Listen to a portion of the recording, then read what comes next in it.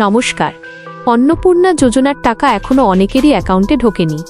আপনাদের মনে প্রশ্ন জাগা স্বাভাবিক, কবে ঢুকবে, কারা আজ টাকা পাবেন, কেনই বা টাকা আটকে আছে? এই সমস্ত বিষয়ে নিচে বিস্তারিত আলোচনা করা হলো। 1. টাকা দেওয়ার প্রক্রিয়া ও সার্ভারের চাপ। সরকার প্রায় 1,60,00,000 আবেদন পেয়েছে। তার মধ্যে থেকে 2,600,000 থেকে 2,700,000 আবেদন বাতিল হয়েছে। বাকি 1,30,00,000 মহিলার অ্যাকাউন্টে ধাপে ধাপে টাকা পাঠানো হচ্ছে। একসাথে এত কোটি মানুষের টাকা পাঠানো সম্ভব নয় বলে ব্যাংকিং সার্ভারে ব্যাপক চাপ রয়েছে, তাই প্রক্রিয়াটি 1 সপ্তাহ ধরে চলবে। 2. মেসেজ এসেছে কিন্তু ব্যালেন্স জিরো। অনেকের ফোনে SMS এসেছে কিন্তু ব্যাংকে টাকা দেখাচ্ছে না। এর অর্থ হল টাকা পাঠানোর প্রক্রিয়া, ফান্ড প্রসেসিং শুরু হয়েছে। এটি 99% নিশ্চিত যে আপনি টাকা পাবেন। প্যানিক করবেন না।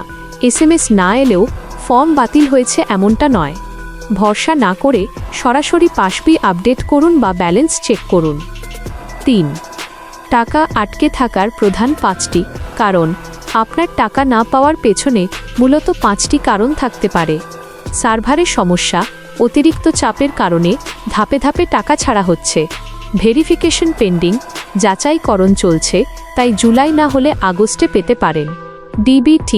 ডিবিটি সমস্যা, ব্যাংকের সাথে আধার লিঙ্ক বা কেওয়াইসি না থাকা।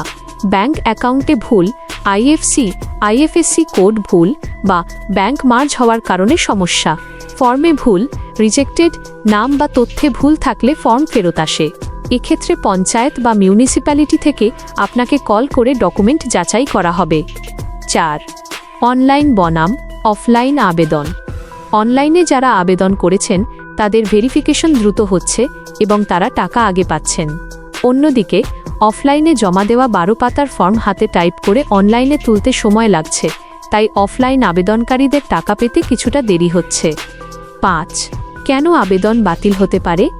যেসব ক্ষেত্রে আবেদন স্থায়ীভাবে বাতিল হয়েছে, স্থায়ী সরকারি কর্মচারী বা আয়কর প্রদানকারী, ভোটের তালিকায় নাম নেই বা ডুপ্লিকেট ভোটার, মৃত ব্যক্তির নামে আবেদন, অনুমোদিত নয় এমন শিক্ষা প্রতিষ্ঠানে পড়া সন্তান, ভারতীয় নাগরিক নন বা CAA ট্রাইব্যুনালের মামলা পেন্ডিং আছে। 6. এই মুহূর্তে আপনার করণীয়, 7 জুলাই পর্যন্ত ধৈর্য ধরুন। এই সময়ের মধ্যে টাকা ধাপে ধাপে আসবে। ব্যাংক চেক করুন। 8 জুলাইয়ের পরে ব্যাংকে গিয়ে পাসবই আপডেট করুন। যোগাযোগ, যদি তারপরও টাকা না ঢোকে তবে স্থানীয় পঞ্চায়েত বা মিউনিসিপ্যালিটিতে যোগাযোগ করুন। ব্যাংকের চেকলিস্ট, নিশ্চিত করুন যে আপনার ব্যাংক অ্যাকাউন্ট সক্রিয় আছে, আধার লিঙ্ক ডিবিটি করা আছে এবং KYC আপডেট করা আছে। উপসংহার, আপনার নাম যদি বাতিলের তালিকায় না থাকে তবে চিন্তার কোনো কারণ নেই। জুলাই মাসের মধ্যেই টাকা পাওয়ার সম্ভাবনা প্রবল। যদি ভেরিফিকেশন পেন্ডিং থাকে তবে আগস্ট মাসেও টাকা আসতে পারে। আশা করি এই তথ্যগুলো আপনার কাজে আসবে। আপনার কি এই বিষয়ে আরও কোনো নির্দিষ্ট প্রশ্ন বা জিজ্ঞাসা আছে?